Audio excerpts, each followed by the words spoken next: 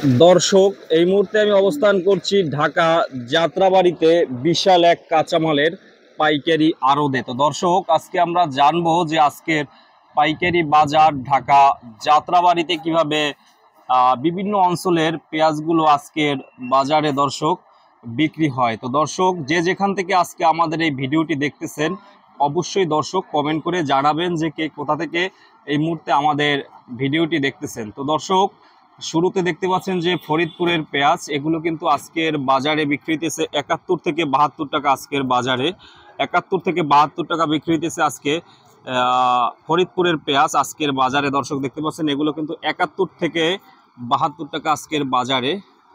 এরপর এখানেও আছে, এগুলো হচ্ছে 70 থেকে 71 টাকা, এগুলো হচ্ছে 70 থেকে 71 টাকা আজকের বাজারে, 70 থেকে 71 টাকা।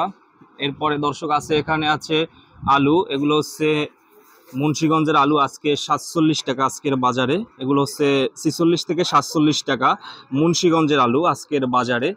এরপরে ফরিদপুরের পেঁয়াজ 70 থেকে 71 টাকা আজকের বাজারে। আজকে 15ই জুন দর্শক, আজকের বাজারে কিন্তু বিক্রি হইতেছে আজকে 71 থেকে 72 টাকা ফরিদপুরের পেঁয়াজ। যেগুলো দেখতে পাচ্ছেন দর্শক, এগুলো সবগুলি হচ্ছে ফরিদপুরের পেঁয়াজ। এগুলো 71 থেকে 72 টাকা আজকের বাজারে ঢাকা যাত্রাবাড়িতে।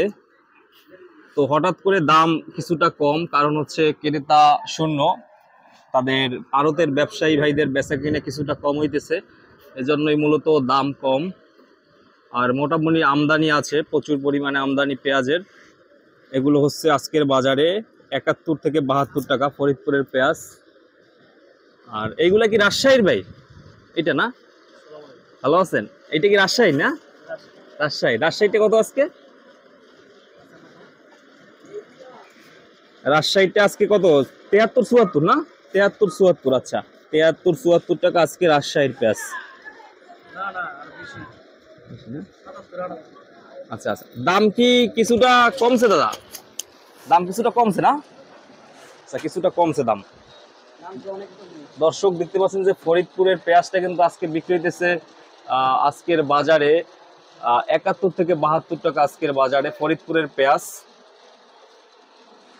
এরপরে আছে আলু, আলুগুলো আজকে 46-47 টাকা মুন্সিগঞ্জের আলু দর্শক আজকের বাজারে।